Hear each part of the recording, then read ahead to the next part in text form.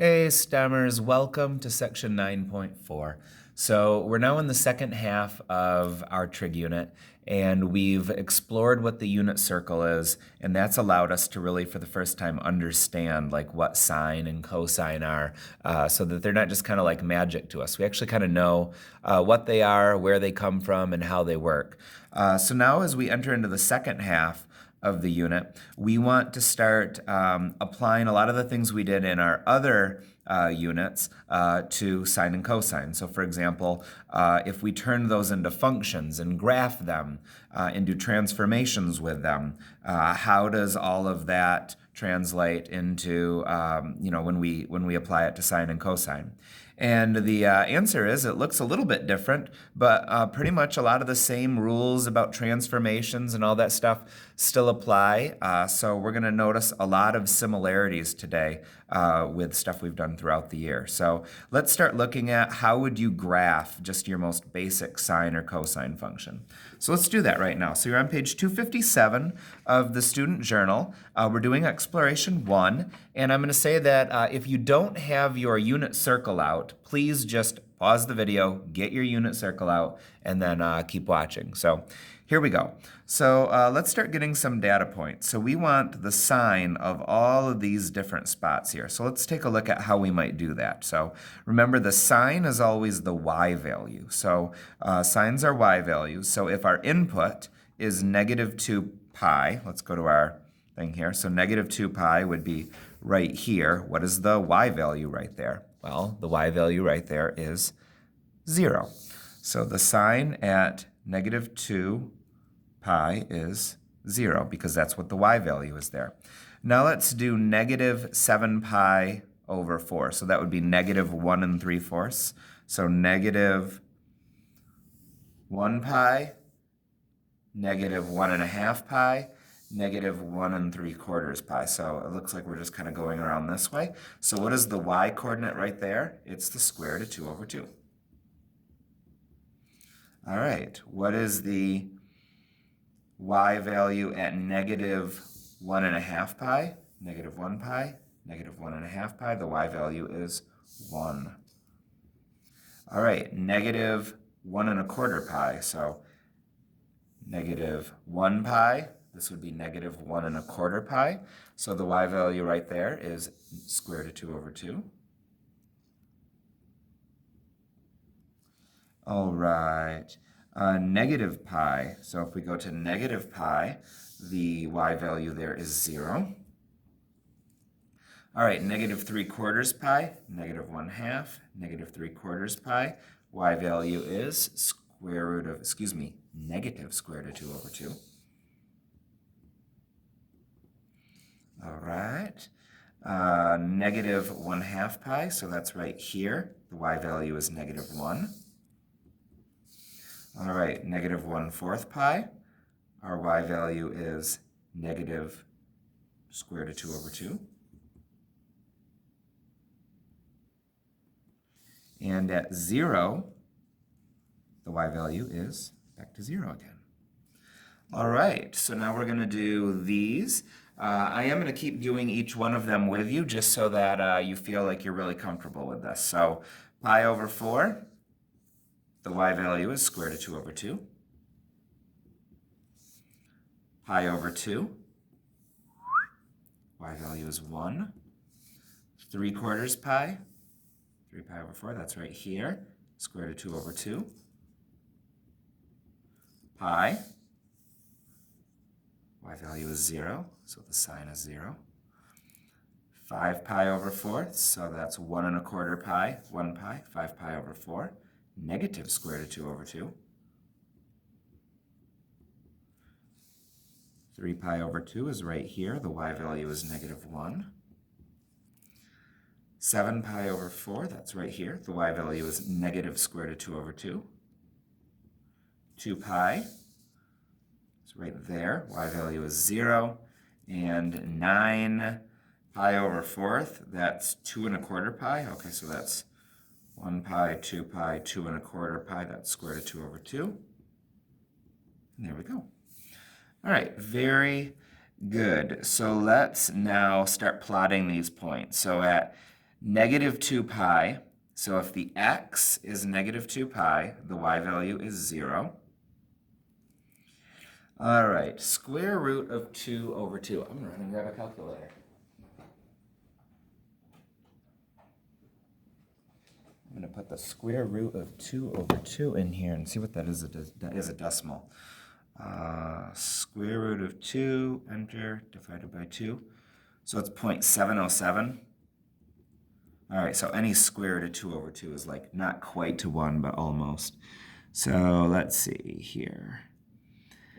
All right, so let's just go, actually we can just go to negative 3 pi over 2. So negative 3 pi over 2, it's up at 1. All right, at negative pi, it's back down to 0. Let's see, negative pi over 2. Negative pi over 2, it's at negative 1. Yeah, we'll just do it that way. At 0, it's back to 0 again. At pi over 2, it's at 1. At pi, if the x value is pi, the y value is 0. If the x value is 3 pi over 2, it's at negative 1. And if it's at 2 pi, it's at 0. And there we go. So let's put this together.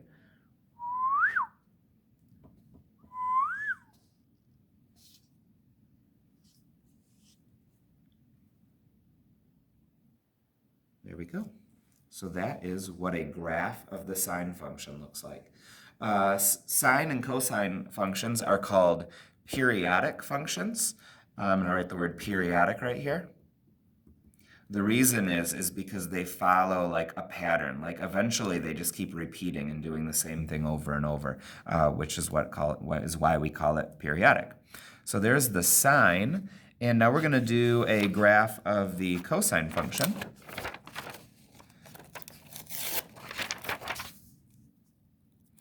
Except I'm going to get this one started, and you're going to do the rest of it on your own. So, for example, let's do negative 2 pi. So negative 2 pi would be right here. Now I want the cosine. So the cosine, remember, is the x-coordinate. So I want the x-coordinate there is 1. Negative 7/4 pi is right here. So that's negative, excuse me, I got the x-coordinates for cosine. Square root of 2 over 2. All right, this x-coordinate is at 0. I guess I'm just going to do them all really fast, but it works the same way as before, except now we're stealing all the x-coordinates because cosine is the x. So negative 5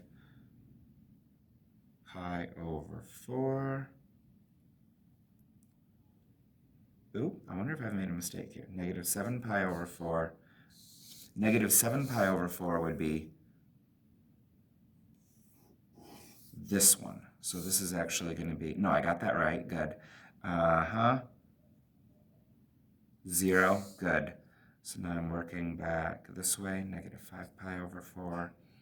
This is negative square root of 2 over 2, negative 1, negative square root of 2 over 2,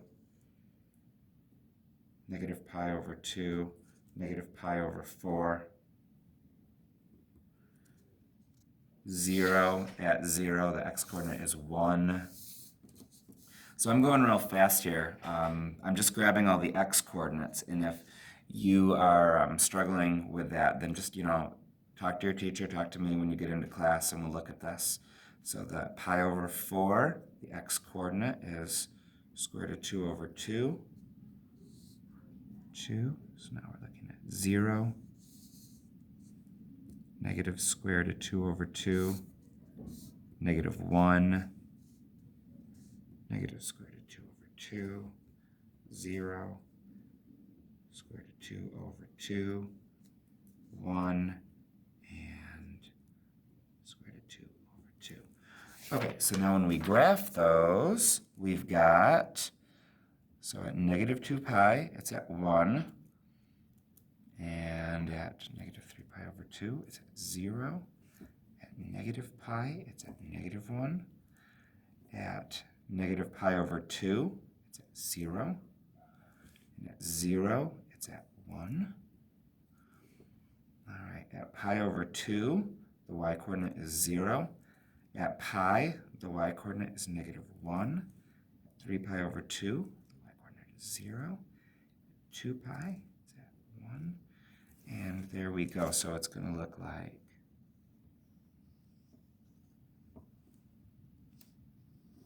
cool. Okay, so this is the cosine of x. Key things about the cosine. Cosine starts at 1. Write that down right here. Cosine of x starts at 1. Let's turn the page back over and go back here. This is the sine one. So sine of x, that starts at 0.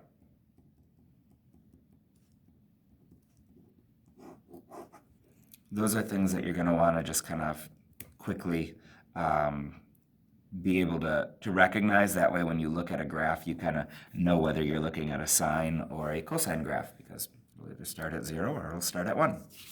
Okay, so there we go. Part 2 of this lesson is going to be writing down some vocab. So here is your vocab. So please go to page 259, and I'll put this right here. And why don't you just pause the video, write down all the vocab. When you're done writing down the vocab, we'll keep moving on. So pause. Cool. Okay, so you've written down the vocab, and now we're going to start taking the vocab you just wrote down, and we're going to take the sine and cosine graphs that we've been doing, and we're going to do transformations of them, and we're going to graph them. So okay, here it is right here. That's what I want. Okay, so we want to graph the sine of 2x. So let's start by making an x and y axis. So I'm going to do this. You do the same thing. All right. Now, the normal sine graph would go, like, let's say we call this, right here, we'll call this pi, and we'll call this 2 pi. We'll call this negative pi. We'll call this negative 2 pi. So why don't you label it the same way I'm doing it? We know that a normal sine graph, here's our sine graph we graphed before, will start at 0, and it will go up to 1 at pi over 2. So it starts at 0, and it goes up to 1 at pi over 2. So this is what a normal sine graph would look like.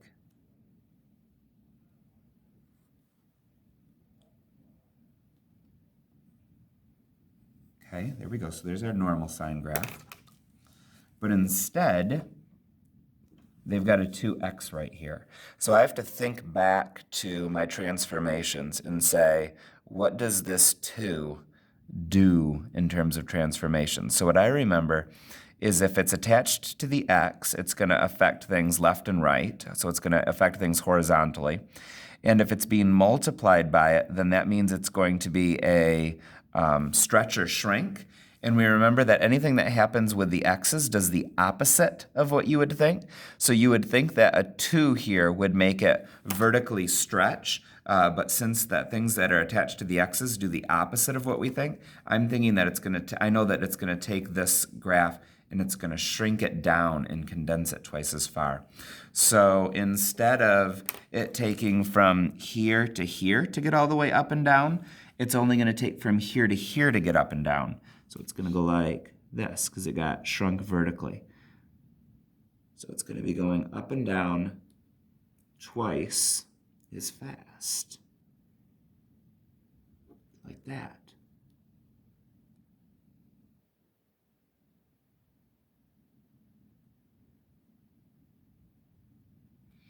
Okay, so now I'm going to erase my original. And I get kind of a look at what the transformation will be like. Okay, so now they want us to answer some questions. Identify the amplitude. Okay, so the definition of the amplitude was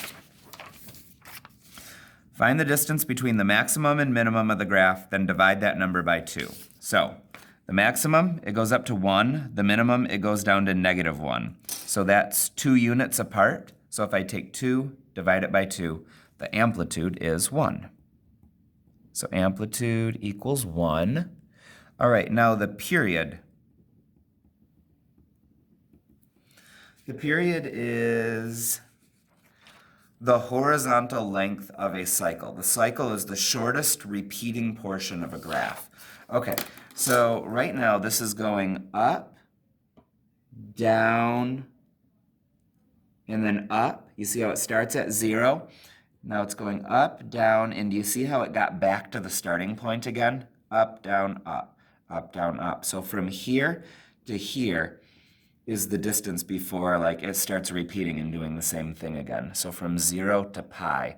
So that horizontal distance is a distance of pi, a little over 3. So that is the period here. Okay, very good.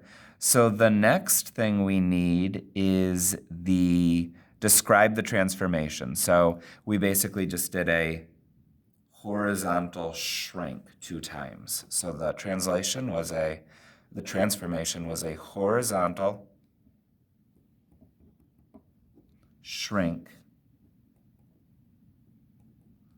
of 1/2. It's shrunk 1/2 down.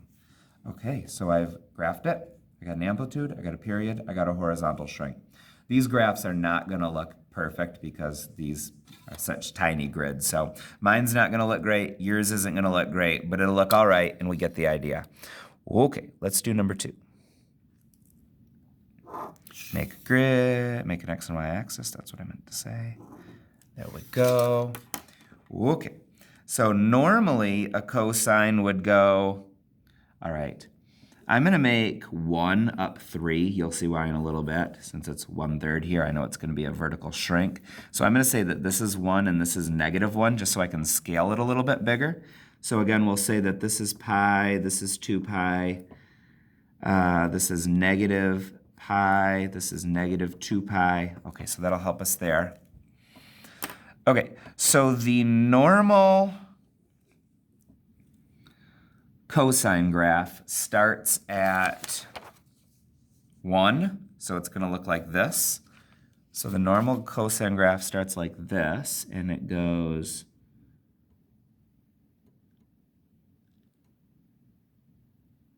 let's see, it's going to go there, there, there, and then at 2 pi, then it repeats again.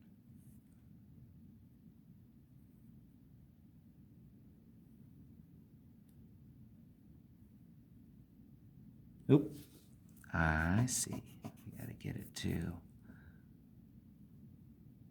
there, there, there, and back up again. Very good. Okay. So this is what a normal cosine graph would look like. But we need to do these 2 things with it. First of all, this will give it a vertical shrink. So it's gonna have a vertical shrink of 1/3. Okay, so, and then the other thing is it's going to be same as before, a horizontal shrink of 1/2. So a horizontal shrink of 1/2. Okay, so it needs to go 3 times less high. So instead of starting at 1, it'll start at 1/3, which will be right here. And then instead of taking to 2 pi to repeat, it's going to repeat and get all the way back up by the time it gets to pi. So it'll go. I'll do this one with a pen.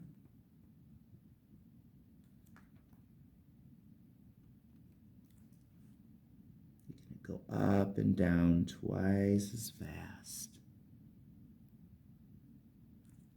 Twice as fast. There we go. All right, so now if I erase the original, you can get a better look at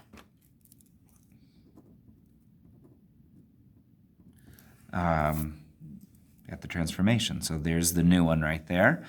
Okay, so what is the amplitude? So the amplitude used to be 1, but now it's only 1/3. So the amplitude is 1/3. And then the period used to take 2 pi for it to repeat, but since we cut it in half, it only takes 1 pi. So the period equals pi. Okay, let's do one of these. Let's just do number 3. Okay. And then we'll do one of these. And then we'll be done. So we'll do 2 more examples.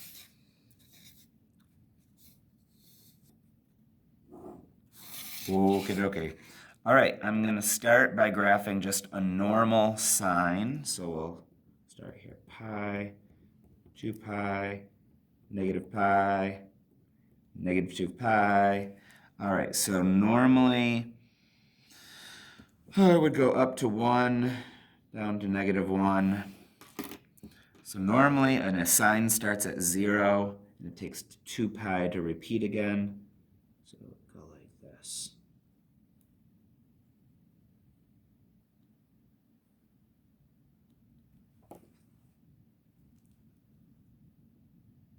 There we go. Perfect. So that's what a normal sine would look like, except we've now done this and this to it. So the 4 is going to give it a vertical stretch of 4. So vertical stretch of 4. And then this right here isn't going to shrink it in half. It's going to shrink it down by 2 pi. So if it's going to shrink it down by 2 pi, if we go back up to number 1, normally it has a period of 2 pi. So if it's shrunk down by 2, you just divide by 2. And do you see how when you do that, it turns it into just pi? It has a period of pi. So normally it has a period of 2 pi. But if we're going to shrink it down by 2 pi, divide it by 2 pi, do you see how 2 pi divided by 2 pi is 1? So this one's going to have a period of 1. So that means it's going to go a vertical stretch. So instead of going up 1, it's going to go up to 1, 2, 3, 4, and down to negative 4. And instead of it taking 2 pi, or a little bit over 6 for it to repeat, it's going to repeat every 1. So it's literally going to go up, down, up 6 times by the time we get to here. So it's going to be just flying up and down. I'm hardly even going to be able to draw it. 1, 2, 3, 4, 5, 6. Oh, doesn't that look great? 1, 2, 3, 4, 5, 6.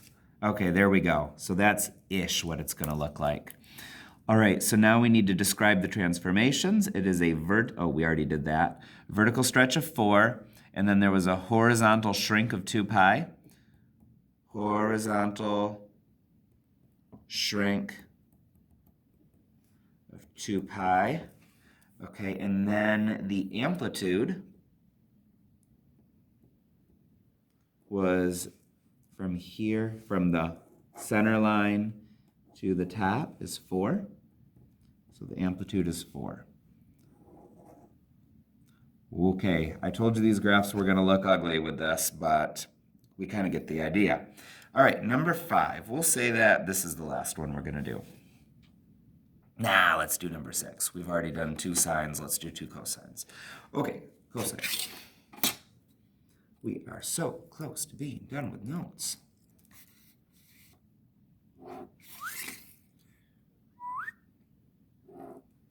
All right, normally, let's see, so there's no vertical stretch here. Cosine starts at 1 and goes to negative 1. So cosine would normally start right there. Okay, and then we've got pi, 2 pi, negative 2 pi. Okay, so normally a cosine function would look like this.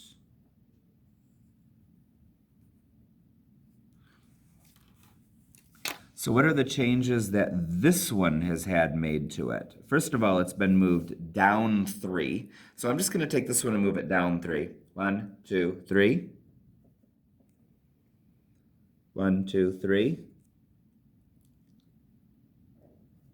1, 2, 3. 1, 2, 3. 1, 2, 3. So this one's now going to here.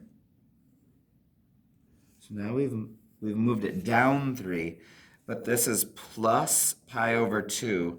Remember, anything that's in with the x's does the opposite, so this is actually going to shift it to the left pi over 2. So pi over 2 would be this one right here and right here. So everything needs to just get shifted left one like dash on our thing. So this is actually going to go to here. This is going to go, I'm just shifting everything left pi over 2. So it's going to look